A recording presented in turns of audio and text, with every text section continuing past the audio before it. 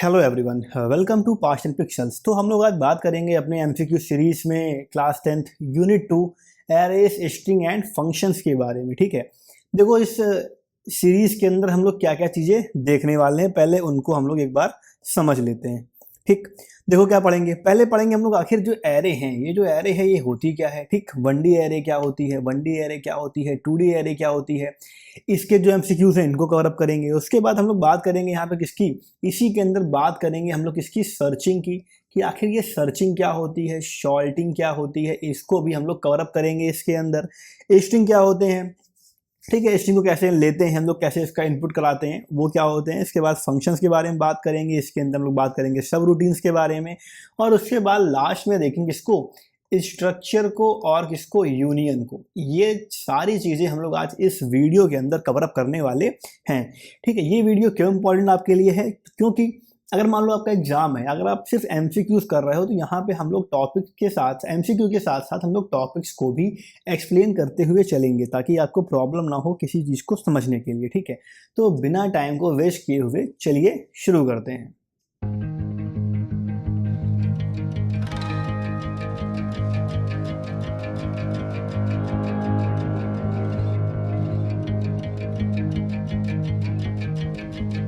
देखो पहला क्वेश्चन क्या लिखा हुआ है, व्हाट इज एन एरे, कि एक एरे क्या होती है। ठीक है, तो हम जानते हैं कि एरे क्या है, array is a collection of elements with same data type. एक ही तरह के जो डेटा टाइप्स होते हैं इनका जो कलेक्शन है वो क्या कहलाता है, वो कहलाता है हमारा एरे। तो ऑप्शन नंबर बी यहाँ पे करेक्ट हो जाएगा।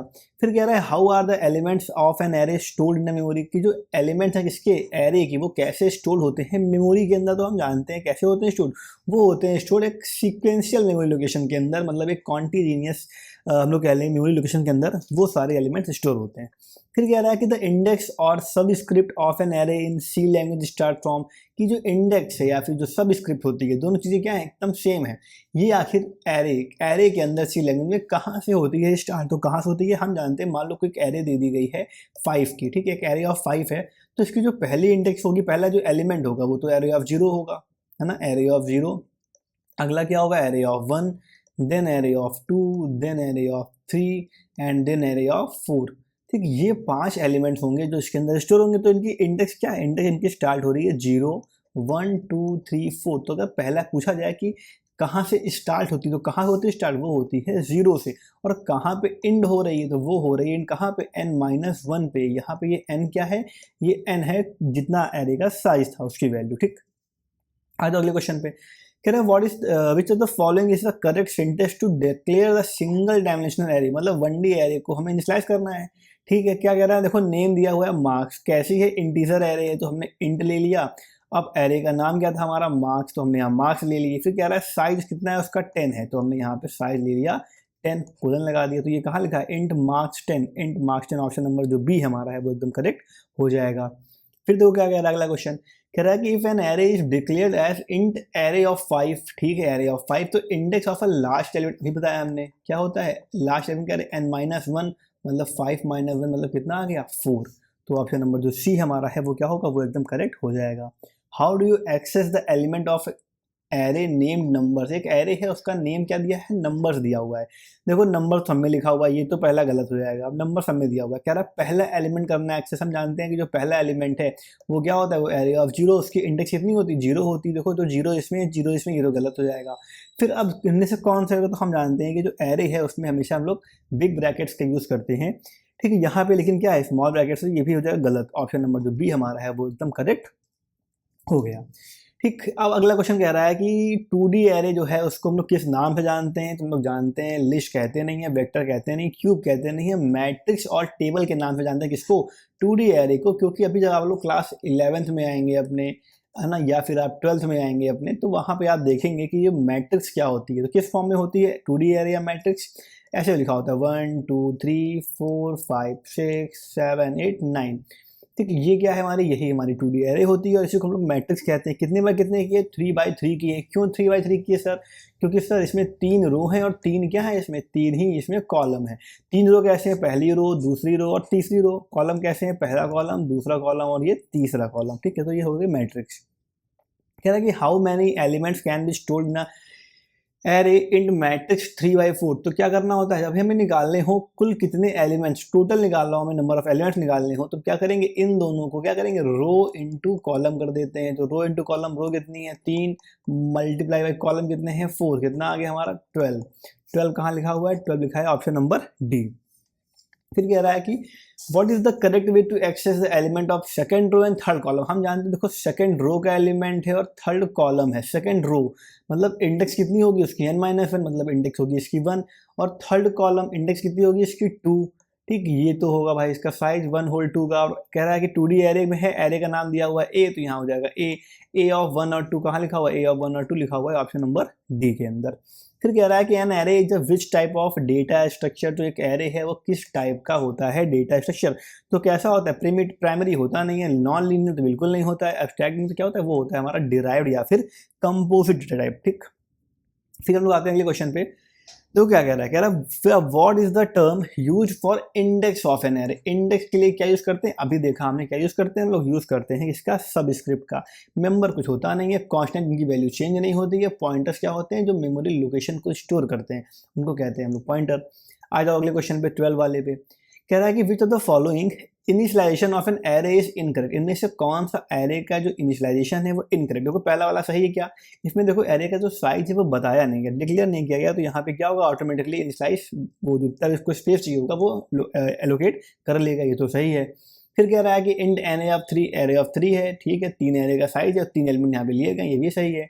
यहाँ पे 5 का साइज है, कम लिए गए, ये भी सही है। लेकिन क्या हुआ, int n of 3 array of देखो 3 ली गई है, लेकिन यहाँ पे 4 एलिमेंट स्टोर कराए गए हैं। ठीक है, तो मतलब क्या है, यहाँ पे एक एलिमेंट को एक्स्ट्रा स्टोर कराया गया, मतलब आपका ये जो ऑप्शन है वो गलत हो जाएगा। अब जब ये गलत होगा तो इनकरेक्ट ही पूछा गया है, तो मतलब ये वाला ऑप्शन हमारा सी नंबर क्या हुआ, एकदम करेक्ट हो गया। फिर क्या है, देखो लोअर बाउंड क्या होगा। अब लोअर बाउंड पूछा जाए, ठीक है, फर्स्ट इंडेक्स पूछा जाए, या पूछा जाए इसकी सब स्क्रिप्ट क्या है, सब स्क्रिप्ट क्या है।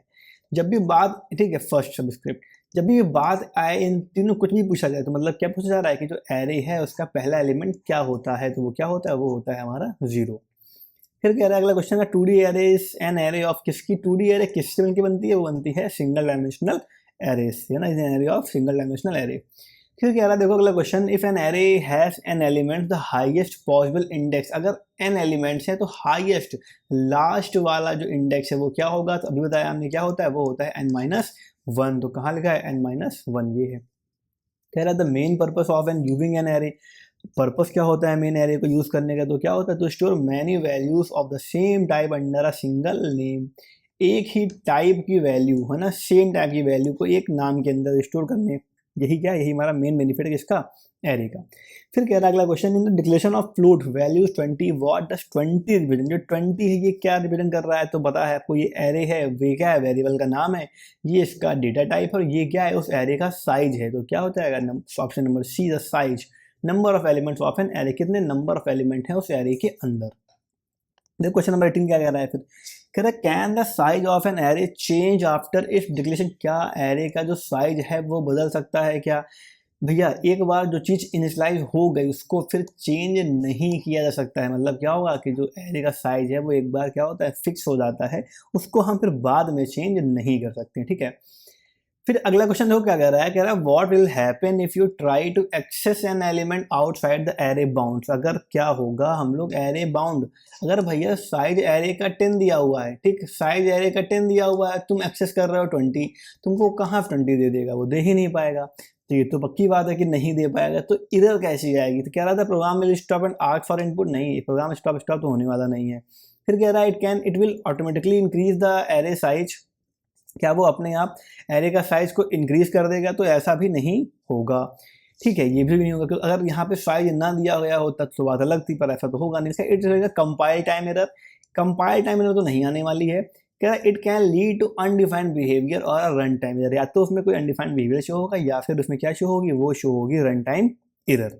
ओके, अगला क्वेश्चन देखते हैं। देखो फिर कह रहा है single dimension array is known as. अब देखो सिंगल 2D को तो मैट्रिक्स कह रहे थे, सिंगल क्या कहते हैं, सिंगल कहते हैं लोग लीनियर एरे या फिर वेक्टर के नाम पे भी जानते हैं। ये दो गलत। अगले क्वेश्चन पे आता है, देखो 2.2 सर्चिंग सॉर्टिंग, इसके अंदर binary search, linear search, bubble shot और सिलेक्शन शॉट। एक बार देख लेते हैं कि आखिर सर्चिंग क्या होती है, ठीक, देख लेते हैं एक बार इस चीज़ को। फॉर एग्जाम्पल यहाँ पे हमारे पास प्रॉपर स्पेस है, ठीक है, कलर बदल लेते हैं एक बार, रंग बिरंगा काम होना चाहिए अपना, कलर ले लेते हैं पर्पल, ठीक ठीक। देखो सर्चिंग क्या होती है, मान लो एक एरे है, मान लो एक एरे है, उसका साइज दिया गया है 5, उसके अंदर एलिमेंट स्टोर है, लिखा हुआ है 2 3 1 5 4। ये 5 एलिमेंट्स हैं जो क्या है एरे के अंदर इनिशियलाइज हैं, ठीक। अब हमें करना क्या है, हमें बताना है सर्चिंग क्या होती है। बहुत सिंपल कॉन्सेप्ट है, इसके चाहो तो कर दो पता हो तो, और नहीं पता हो तो सुनते रहो। क्या होता है सर्चिंग, किसी भी एरे के अंदर, किसी भी सीरीज के अंदर किसी एलिमेंट को फाइंड करना। हमने कहा तुमसे बताओ वन किस प्लेस पे है, तो वन की इंडेक्स क्या होगी, इसकी अगर इंडेक्स पूछी जा रही है, ध्यान देना, अगर इंडेक्स पूछी जा रही है तो अलग आंसर आएगा, और किस प्लेस पे है पूछा जा रहा है तो उसका आंसर अलग आएगा। इंडेक्स क्या होगी इसकी 2, क्यों, क्योंकि सर ये तो 0 इंडेक्स है, ये 1 है, ये 2 है, ये 3 है, ये 4 है, इंडेक्स तो यही है सर इसकी, ये क्या है, ये इसकी इंडेक्स है ना, ये तो इसकी इंडेक्स है। लेकिन जो ये इसका प्लेस वैल्यू वो क्या होगा, इसका वो होगा 3। तो अगर प्लेस प्रिंट करना हो तो जो भी इंडेक्स को मान लो n इंडेक्स है तो n+1 प्रिंट कर देना पहली चीज़, तो ठीक।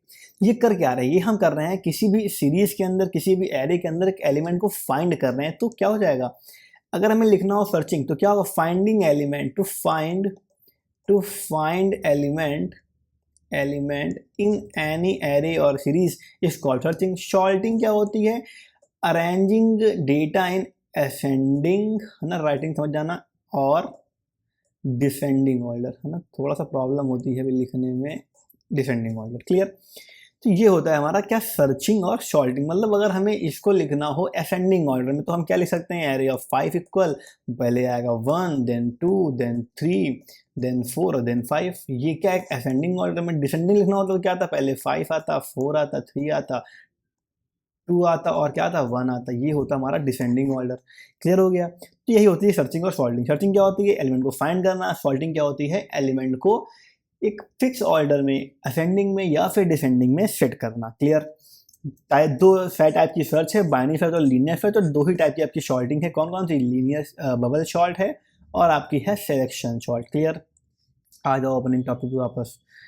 देखो क्या बोल रहा है, कह रहा था process of finding the location in specific element list is called. अभी फाइंड करना है मतलब क्या होगा, सर्चिंग हो जाएगा। फिर कह रहा है अरेंजिंग एलिमेंट इन असेंडिंग और डिसेंडिंग ऑर्डर, क्या हो जाएगा, ये हो जाएगा आपका सॉर्टिंग। कह रहा है which searching algorithm check each element sequentially from the beginning of the list. हम जानते हैं क्या लीनियर सर्च जो होती है वो क्या करती है, वो बिगिनिंग से इस चीज़ों को सर्च करती है। एक बार जल्दी से ओवरव्यू ले लेते हैं खाली इन चीज़ों का। मान लो वही हमारी एलिमेंट थी, यही वाली एलिमेंट थी, मान लो लिखा था उसमें 1 है, देन 2 है, देन 3 है, देन 4 है और देन 5 है। ये मान लो हमारी एक एरे है, ठीक है। हमें सर्च करना है, हमें फाइंड करना है कि भाई बताओ 3 किस प्लेस पे। तो हम क्या करेंगे, पहले जो 3 होगा उसको मैच करेंगे, क्या 1 है, नहीं है, अगर है तो फॉल्स, मतलब आगे बढ़ जाएगा। फिर 2 को चेक करेंगे, फिर 3 को चेक करेंगे, जब हमें 3 मिल जाएगा तो क्या होगा, तो हम उस वाली प्लेस वैल्यू को प्रिंट करा देंगे भाई कि यहाँ पे हमें मिला, ये उसको कहते हैं लीनियर सर्च। देखो क्या होती है बाइनरी सर्च, मतलब क्या होगा, हम एरे को 2 पार्ट में डिवाइड कर देंगे, एक पार्ट ये हो गया हमारा, एक पार्ट हमारा ये हो गया, ठीक है। अगर जो एलिमेंट है वो छोटा है तो इधर चले जाएंगे, अगर एलिमेंट हमारा बड़ा है तो हम लोग इधर की तरफ मूव कर जाएंगे। इसको कहते हैं क्या, बाइनरी सर्च। फिर इसके हाफ पार्ट होंगे, जब तक कि मिड वैल्यू इक्वल नहीं मिलती तब तक हम लोग क्या करते रहेंगे, तब तक हम लोग एरे को 2 पार्ट्स में डिवाइड करते रहेंगे। और जब हमें मिड वैल्यू इक्वल टू मिल जाएगी, जो नंबर सर्च करना था, तब वहाँ पे हमारी एरे क्लोज हो जाएगी और वो वाली प्लेस वैल्यू हमारी प्रिंट हो जाएगी, ठीक है। इसका देखो यूज़ कहाँ करते हैं, जब हमारी बहुत बड़ी एरे होती है, लॉन्ग एरे होती है, तब हम लोग यूज़ करते हैं किसका, बाइनरी सर्च का। अदरवाइज हम लोग यूज़ करते हैं किसका, लीनियर सर्च का। क्लियर हो गया। तो यहाँ पे जो ऑप्शन नंबर आपका बी है वो एकदम करेक्ट है। फिर कह रहा है what is the main function of recruitment for the binary search of work correctly. Binary search का यूज कहाँ होता है, देखिए मस्ट हैव इवन नंबर। देखो हाँ क्यों देख लेते हैं कि अगर हम परफॉर्म कर रहे हैं बाइनरी सर्च तो जो हमारी एरे है वो एक फिक्स ऑर्डर असेंडिंग या डिसेंडिंग में होनी चाहिए। अगर सॉल्टेड एरे नहीं है तो क्या होगा, तो फिर हमारी बाइनरी सर्च परफॉर्म नहीं हो सकती है। वही क्वेश्चन कह रहा है कि जो एरे है वो इवन नंबर हो, नहीं इवन के मतलब ही नहीं, 2D एरे हो, ये भी मतलब नहीं। लिस्ट कंटेन इंटीजर वैल्यूज, ये भी जरूरी है। क्या, the list must be salted, जो लिस्ट हमारी है वो सॉल्टेड होनी चाहिए, ये हमारा इंपॉर्टेंट है। देखो कह रहा है कि सॉरी कह रहा है कि जो लीनियर सर्च है वो उसको किस नाम से जाना जाता है। तो हम लोग जानते हैं, किससे जानते हैं, क्योंकि सीक्वेंस वाइज काम हो रहा है तो उसको जानते हैं किस नाम से, सीक्वेंशियल सर्च नाम से। फिर कह रहा है which algorithm is generally faster for very large sorted array. कौन सी बहुत बड़ी बड़ी एरेज के लिए क्या है, सॉल्टेड एरेज के लिए फास्ट काम करती, कौन सी करती, वो करती है बाइनरी सर्च। क्लियर। अगला देखो, the working principle of binary search is based on, जो वर्किंग प्रिंसिपल है किसका, बाइनरी सर्च का, वो किस पे बेस होता है, अभी बात की हमने किस पे, डिवाइड एंड कॉन्कर पे। फिर कह रहा है कि in which sorting algorithm are adjacent element compare and swapped if they are wrong order, अगर वो रॉन्ग ऑर्डर में है, ठीक है, तो हम लोग क्या करेंगे, और क्या करेंगे, देखो sorting algorithm are adjacent element, अगल बगल वाले से कंपेयर हो रहा है और स्वैपिंग हो रही है, तो क्या होगी वो, जब भी अगल बगल वाले वाला काम होगा तो वो होती है बबल सॉल्ट। मतलब क्या, मान लो कोई एरे दी गई है, मान लो में लिखा हुआ है 2 4 1 3 5, ये लिखा हुआ मान, तो क्या होगा, इनको हमने सर्च किया, अगर ये एलिमेंट से बड़ा हुआ तो क्या करा, इनको हमने स्वैप कर दिया। अभी देखो ये तो छोटा है तो कुछ स्वैपिंग यहाँ पे होनी नहीं है, तो ये यही लिख के आ जाएगा 2 4 1 3 5 आएगा। फिर इनको चेक करेगा तो ये मिल गया बड़ा इससे, तो अब क्या होगा, 2 यहाँ आएगा, 1 यहाँ आएगा, 4 यहाँ आएगा, 3 यहाँ आएगा, 5 यहाँ आएगा, फिर देखो बड़ा मिल गया, फिर क्या आएगा, 2 आएगा, 1 आएगा, 3 यहाँ आएगा, 4 यहाँ आएगा, 5 यहाँ आएगा। देखो अब तो बड़ा मिला नहीं, तो क्या हुआ, ये हमारी इतना ही पास हमारा पूरा हो गया। आखिरी जो एलिमेंट होगा वो क्या होगा हमारा, वो फिक्स हो जाता है किसमें, बबल सॉर्ट के अंदर। ठीक, ये होती है बबल सॉर्टिंग। फिर कह रहा है which sorting algorithm repeatedly find the minimum element from the unsorted part and puts at the beginning. पहले क्या करेगा, फाइंड करेगा मिनिमम एलिमेंट कौन सा है, फिर उसको बिगिनिंग पे ले आएगा। ये काम कौन कर रहा होता है, ये काम कौन कर रहा होता है, ये काम करती है हमारी सिलेक्शन सॉर्ट। फॉर एग्जाम्पल देखो मान लो लिखा हो, यही एरे लेते हैं, लिखा है 3 5 1 2, ठीक 1 2, और अगर इसमें सिलेक्शन शॉर्ट परफॉर्म करें हम लोग तो क्या होगा, देखो पहले बात करेंगे मिनिमम एलिमेंट कौन सा है, तो कौन सा मिला 1 1, क्या करेंगे पहले वाले वैल्यू से रिप्लेस मार देंगे, तो क्या हुआ 1 5 3 2। फिर फाइंड किया हमें, क्या मिला 2 2 को मार देंगे इससे दूसरे वैल्यू से 1 2 तुम्हारा 3 फिर 5, ये मैं एरे क्या हो गई, सॉर्टेड हो गई अपने आप से। ठीक, तो इस तरीके से करेंगे काम। फिर कह रहा है कि after the first pass of the bubble short on the array the look like, पहले पास के बाद में ना पासेस होते हैं इसमें। ठीक है, अगर डिटेल में जानना है तो जो वीडियो लेक्चर्स पढ़े हुए हैं लास्ट ईयर के, लास्ट क्लासेस के, उनको आप देख सकते हैं। वहाँ पे बबल शॉर्टिंग को, सिलेक्शन शॉर्टिंग को, बाइनरी सर्च को, लीनियर सर्च को बहुत ही प्रॉपर वे में डिटेल्ड में समझाया गया है। एक एक चीज़ को, प्रोग्राम को करके दिखाया गया है लाइव। क्लियर। अब देखो इसमें कह रहा है पहले पास बाद क्या होगा, देखो बबल शॉर्ट है, पहले इन दोनों को कंपेयर होगा, अगर ये एलिमेंट इससे बड़ा होता तो क्या तो स्वैपिंग होती, बड़ी है तो छोटा है, और ये क्या है हमारा, ये तो बड़ा है, तो कोई स्वैपिंग पहली बार में तो नहीं होने वाली है, ये ऐसा ही लिखा रहेगा।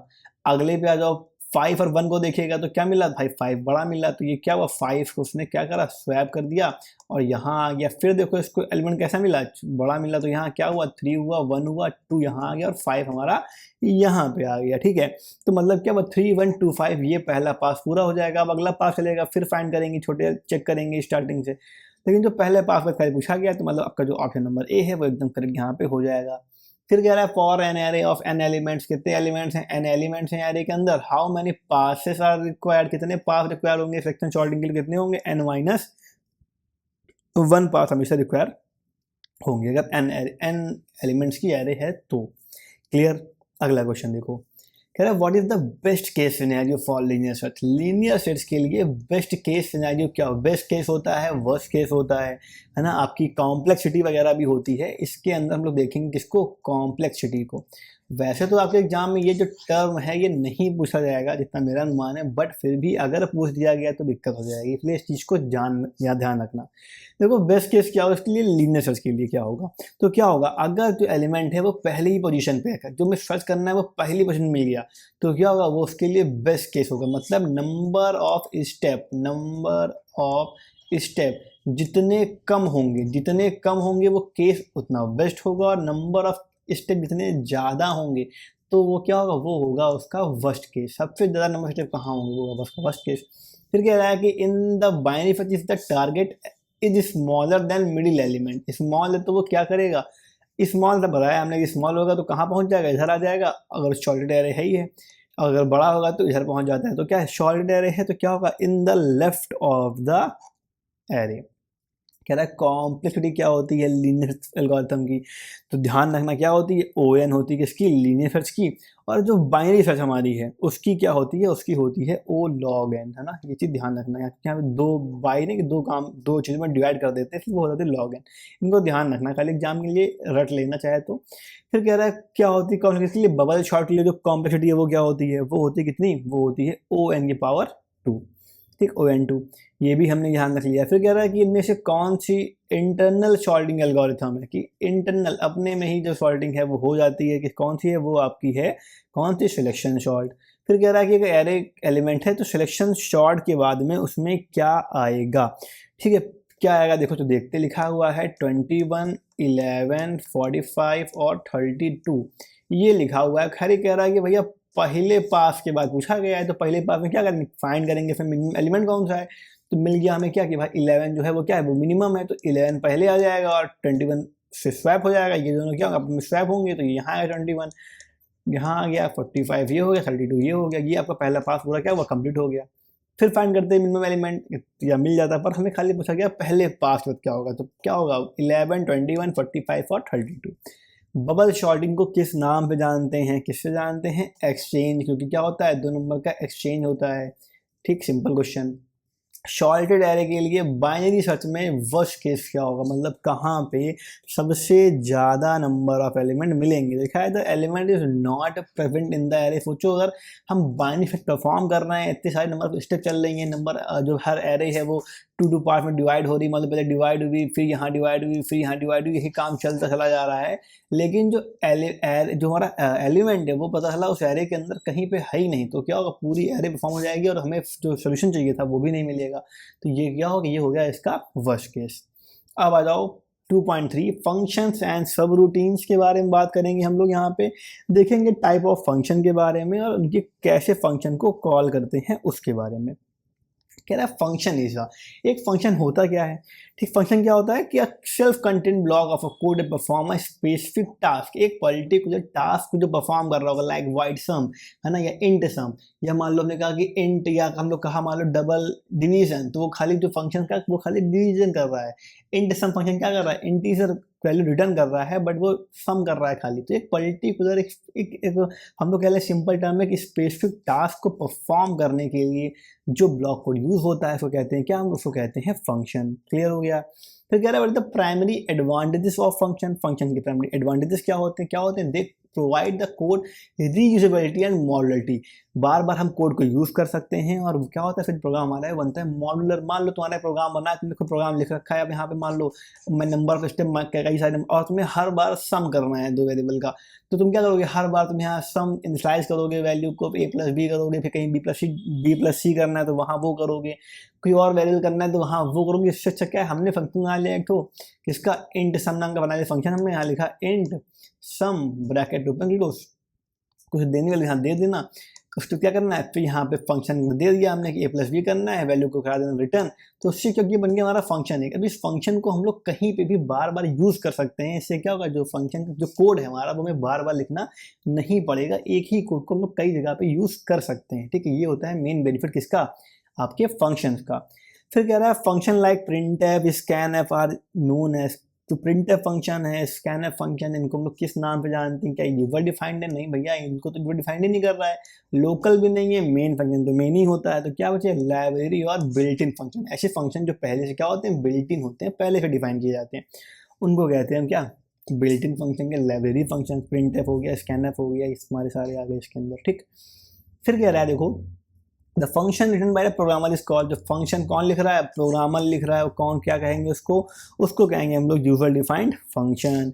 फिर कह रहा है every C program must have at least 1 function which is, हर एक सी प्रोग्राम के अंदर एक फंक्शन कम से कम जरूर होता है, उसको हम लोग क्या कहते हैं, उसको हम लोग कहते हैं मेन फंक्शन। लेकिन the first line of function definition like int add int a comma int b is called, ये जो लाइन है हमारी है इंट ए इंट ऐड के अंदर इंट ए और इंट बी, इसको हम लोग कहते क्या है, इसका नाम क्या, ये क्या है, ये होता है हमारा फंक्शन हेडर। ध्यान रखना, इंपॉर्टेंट क्वेश्चन है ये। फिर कह रहा है कि फंक्शन डिक्लेरेशन और prototype tells the compiler about, एक फंक्शन का जो डिक्लेरेशन हो रहा है इसका जो, और या जो कह लें कि हम लोग इसका जो प्रोटोटाइप है, ये क्या बताता है कंपाइलर को, ये क्या बताता है ये बताता है कि जो फंक्शन का नेम क्या है, उसका क्या रिटर्न टाइप है, उसके पैरामीटर्स क्या क्या हैं, ये बात करता है। देखो जो फॉर एग्जांपल हमने फंक्शन अभी ऊपर डिफाइन किया था एक, यहाँ पे ये देखो इंट ऐड, देखो उसके पैरामीटर तो ये हो गए, फंक्शन ये हो गया हमारा। अब ये क्या रिटर्न कर रहा है, क्या रिटर्न टाइप, क्या फंक्शन का नाम हो गया, ये हो गया नाम, ये हो गया पैरामीटर, और ये क्या होता है, ये बता रहा है कि रिटर्न इसका टाइप क्या है, जो फंक्शन हमारा है ये किस तरह है कि वैल्यू को रिटर्न करेगा, डबल करेगा, फ्लोट करेगा, कैर करेगा, क्या करेगा, ठीक है। तो ये चीज़ हो गई। फिर कह रहा है वाइड फंक्शन क्या होता है, वाइड फंक्शन क्या होता है, ऐसा फंक्शन जिसमें कोई भी रिटर्न वैल्यू नहीं होती है, नो वैल्यू रिटर्न करता है, उसको हम कहते हैं वाइड। तभी पब्लिक स्टैटिक वाइड मेन या वाइड मेन फंक्शन बनाते हैं हम लोग, ठीक है। तो पब्लिक, सॉरी ये तो जावा का हो गया पब्लिक स्टैटिक ना, खाली हम लोग कहते हैं वाइड मेन। तो जो वाइड फंक्शन है वो यही बताता है कि जो मेन फंक्शन हमारा ये कोई वैल्यू रिटर्न नहीं कर रहा होगा।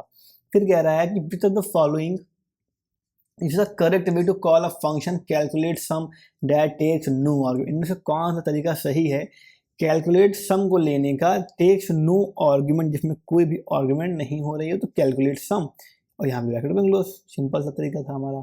फिर कह रहा है the values pass to a function when it is called are known as. तो वैल्यू पास फंक्शन, जब फंक्शन में वैल्यू पास होती है तो इसको हम लोग किस नाम से जानते हैं, किससे जानते हैं, एक्चुअल आर्गुमेंट के नाम से जानते हैं जब वैल्यू पास की जाती है फंक्शन में, ठीक।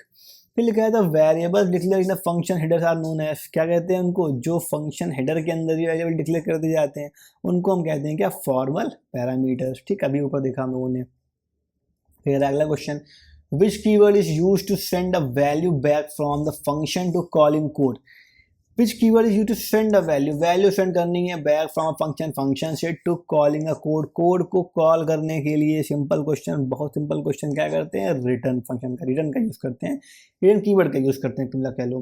कह रहा है mathematical function like SQRT PW किस हेडर फाइल को यूज करना पड़ेगा, ऊपर stdio लास्ट क्लास में बताया था क्या होता है, स्टैंडर्ड इनपुट आउटपुट, ये तो होगा नहीं, स्ट्रिंग यूज होती है, stdlib मतलब ये लाइब्रेरीज के लिए यूज होती है, बट बचा क्या हमारा math.h, जो मैथमेटिकल फंक्शन है उनका यूज करने के लिए हम लोग को math.h को क्या करना पड़ता है, इंक्लूड कराना पड़ता है ना।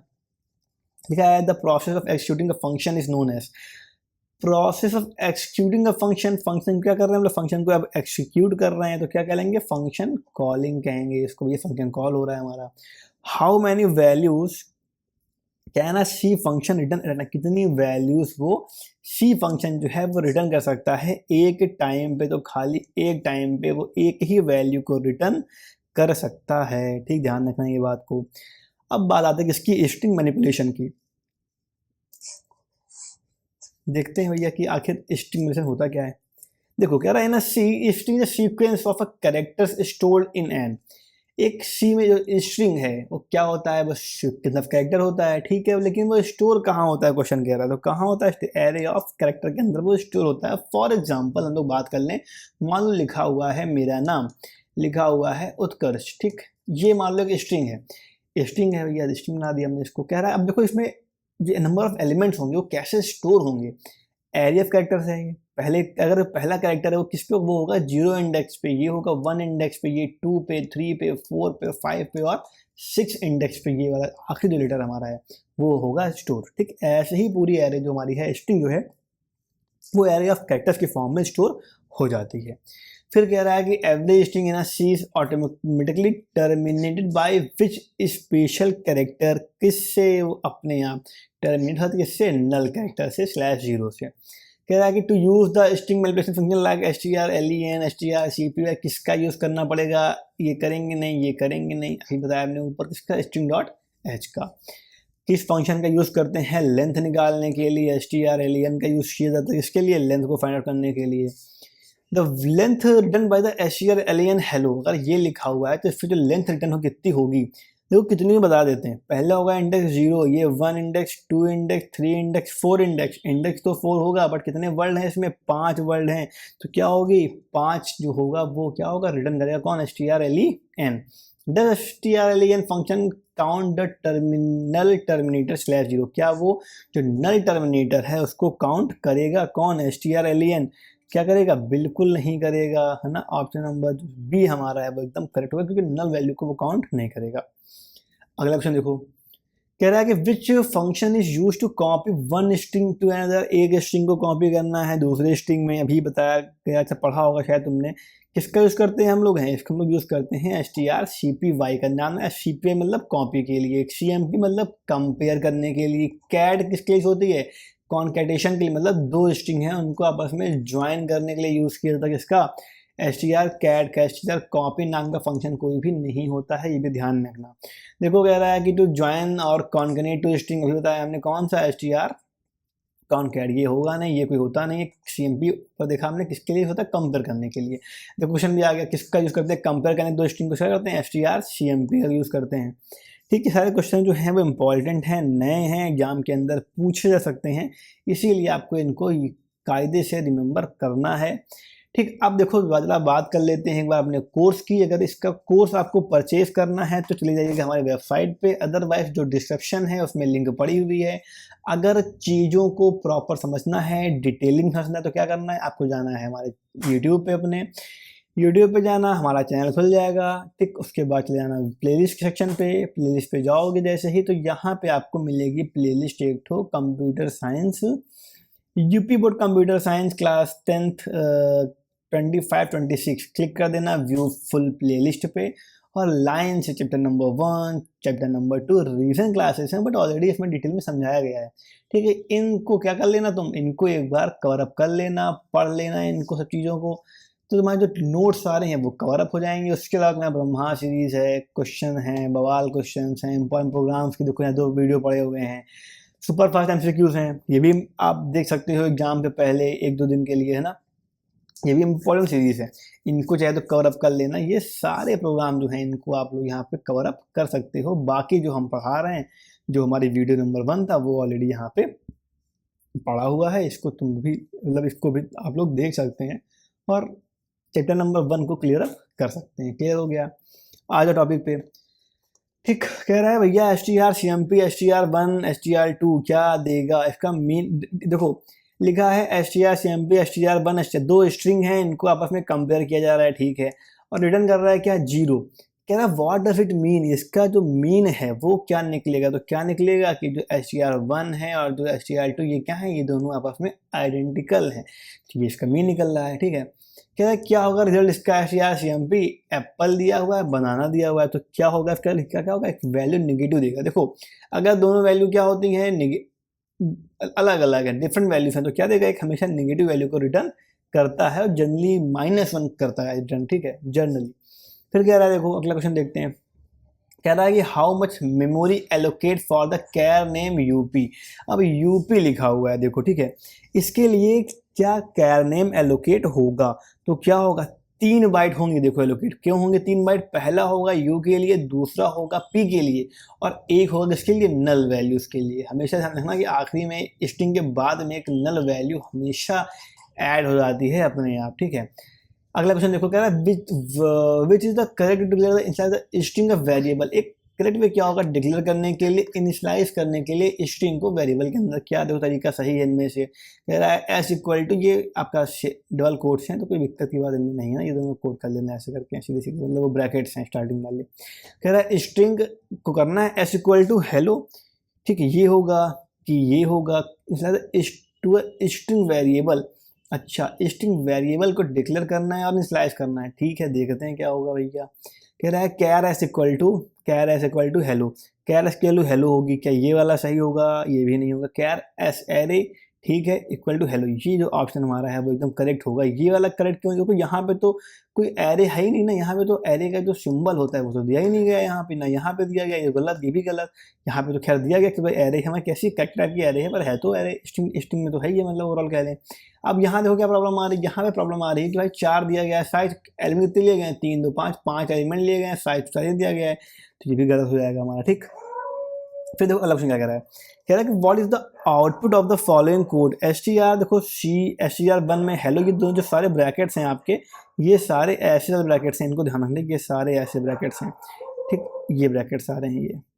ठीक, क्लियर हो गया। अब देखो कह रहा है कि क्या होगा इसका आउटपुट, str1 10 दिया हुआ है, इसमें हेलो स्टोर है।